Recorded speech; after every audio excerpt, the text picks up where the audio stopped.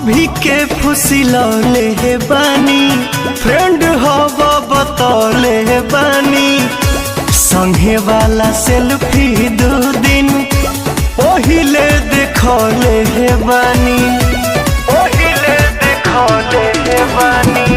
भाभी के फुसिलौले हे बानी, फ्रेंड हव बतौले हे बानी, संगे वाला सेल्फी 2 दिन पहिले देखवले बानी।